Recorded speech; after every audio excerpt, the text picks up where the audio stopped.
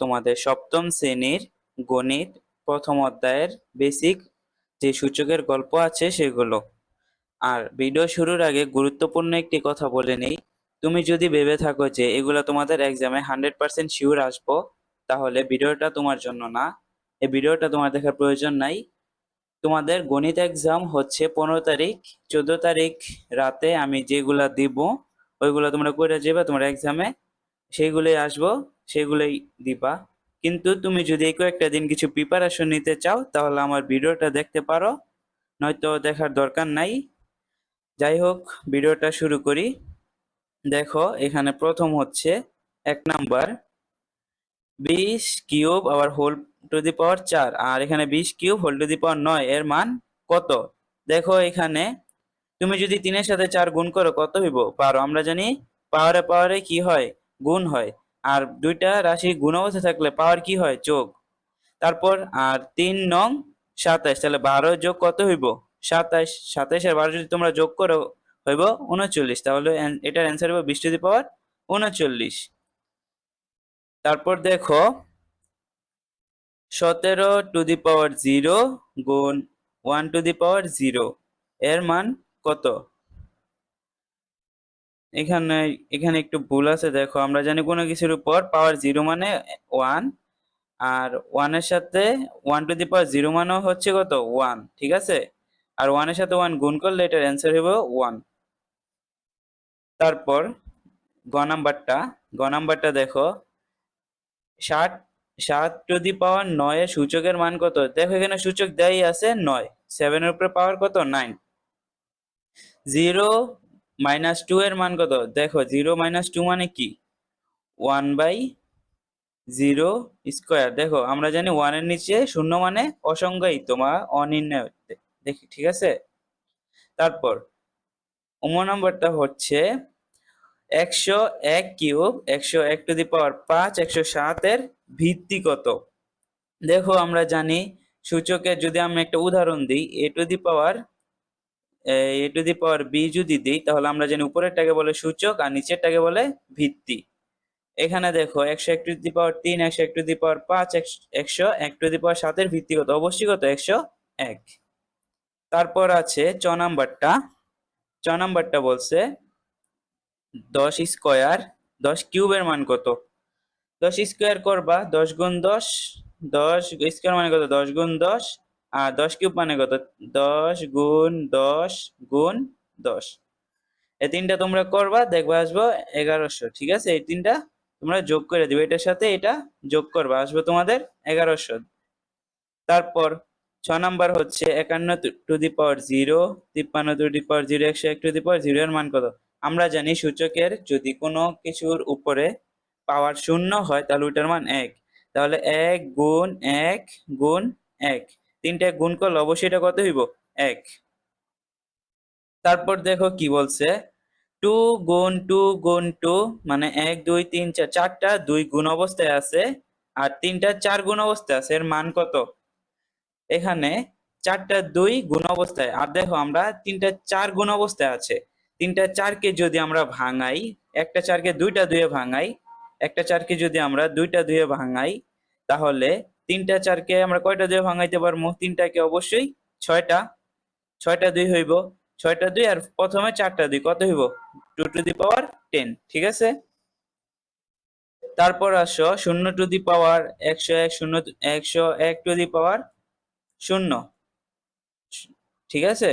এর মান কত? দেখো এখানে শূন্যর সাথে আমরা যাই গুণ করি ওটা সবসময় কি হইব? 0 হইব। এটা তো তোমরা জানো। ভিত্তি একই হলে ভাজ্যের সূচকের তুলনায় ভাজকের সূচক বড় হলে ভাগফল কি আকৃতির হতে পারে? অবশ্যই ভগ্নাংশ হবে, ঠিক আছে?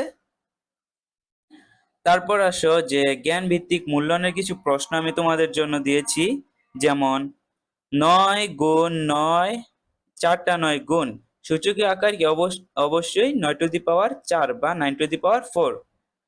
0 টু দি পাওয়ার 0 এর মান কত? এটা অনির্ণয় আকার, এটার কোনো নির্ণিত হবে না, ঠিক আছে? তারপর দেখো 5 টু দি পাওয়ার 4 গুণ 5 টু দি পাওয়ার 5 গুণ 5 টু দি পাওয়ার 6 গুণ 5 টু দি পাওয়ার 7 এর মান কত? দেখো আমরা জানি যদি সূচকীয় রাশি গুণ অবস্থায় থাকে তাহলে এটা অবশ্যই কি হয়, পাওয়ারে পাওয়ারে যোগ হয়। যেমন 4 আর 5 যদি তোমরা যোগ করো কত হইব 9, 9 এর সাথে 6 যোগ করলে হবে 15, 15 সাথে 7 যোগ করলে হবে কত 22, মানে 5^22। দেখো 99^0 এর মান কত, তোমরা তো জানো কোনো কিছুর উপর পাওয়ার শূন্য মানে হচ্ছে এটার মান সবসময় 1। তারপর ও নাম্বার হচ্ছে তিনের গুণফলের মান কত। দেখো 3 যদি আমরা গুণ করি কি হয়, 3 গুণ 3 গুণ 3। এখানে তিনটা গুণের কি মানে এটা সমান সমান কি, আমরা এটাকে যদি আমরা সূচকীয় আকারে লিখতে যাই তাহলে 3^3, ঠিক আছে, মানে 3³ আশা করি এগুলো তোমরা বুঝছো। তারপর আছে শূন্যস্থান পূরণ, যেমন 24,58,000-এর বৈজ্ঞানিক সংক্ষিপ্ত রূপ কি। এখানে দেখো এখানে এখানে আমরা 10 মানে 10টা 6 দিয়ে ভাগ করছি, মানে এই যে আমরা এটা দিয়ে এটাকে ভাগ করার পর এটা হইছে। সূচকীয় রাশি হচ্ছে বড় বড় গুণফল রাশির প্রকাশের আরেকটি উপায়। এবার দেখো 0-6 এর মান কত। আমি বলছিলাম যে শূন্যের উপর যদি কোনো কিছু মাইনাস অবস্থায় থাকে এটা অবশ্যই সবসময় অনির্ণয়। তারপর গ নাম্বার হচ্ছে 10^5 গুণ ড্যাশের মান 10^16। আচ্ছা দেখো আমরা যদি 5 এর সাথে 11 যোগ করি তাহলে এটার মান কত হইব, অবশ্যই 16 হইব। শেষ এ পর্যন্ত। তারপর আছে বহু নির্বাচনী প্রশ্ন, এগুলা তোমাদের আসে না কিন্তু তোমাদের আমি ধারণা দেওয়ার জন্য দিয়েছি। তোমরা দেখো এগুলা কাগজবাজের খেলায় প্রতিবারের সমান 2 ভাগ করে 32টি ঘর পেতে কততম ভাঁজ পর্যন্ত যেতে হবে। এটা হবে কি 5টি, কারণ আমরা জানি তুমি যদি 5টা 2 একসাথে গুণ করো 2 3 সরি 5টা 2 হবে 2 গুণ 2 গুণ 2, 5টা 2 তোমরা যদি একসাথে গুণ করো এটা কত হইব 32, ঠিক আছে।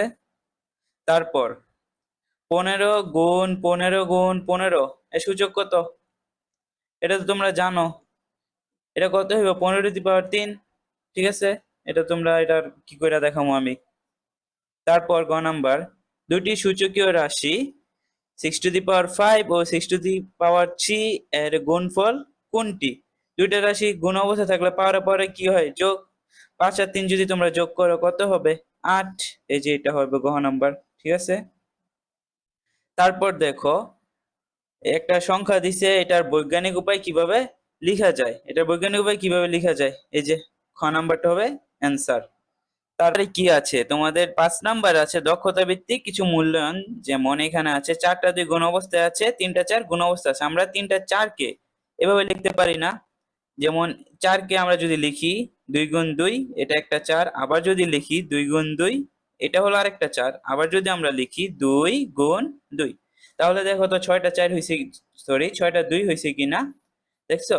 এখানে 6টা 2 আগে আছে 4টা 2, তাহলে দুইটা যদি আমরা যোগ করি তাহলে কয়টা হইব 10টা, এই যে 2^10।